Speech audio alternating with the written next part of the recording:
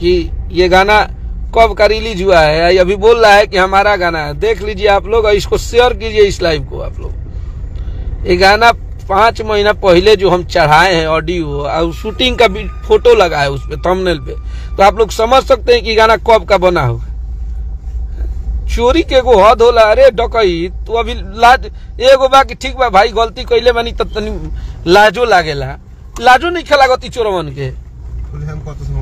खुली हम कहते कि हमारे। अरे बैला तोर कहाँ से? अरे तोर मौसा चढ़ल बा यूट्यूब पर, तोर मौसा के गाना हई।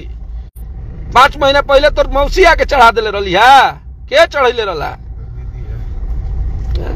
गुंडा हवा। छोड़िए दिलन पटना बिहार शूटिंग कैल वही घड़ी से, जब से गई रहो होटल पर, बाद अब ना पटना में शूटिंग करवा गई।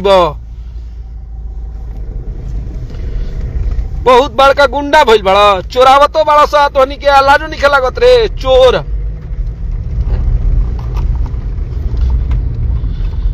तारा छूटी घबरा समझ गाना बाजत नहीं तो कोनो उपाय लगाओ तरफ आ कुछ होता तो खेसारी लाल यादव बनबा खून फेंक के मर जीवो तना शूटिंग करे में आगावे में।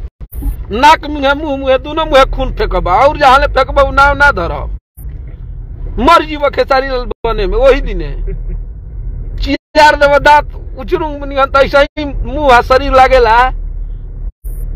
तारा दिन से नईखन बोलत आदमी इज्जत करत रहा, इज्जत पचत नहीं खे।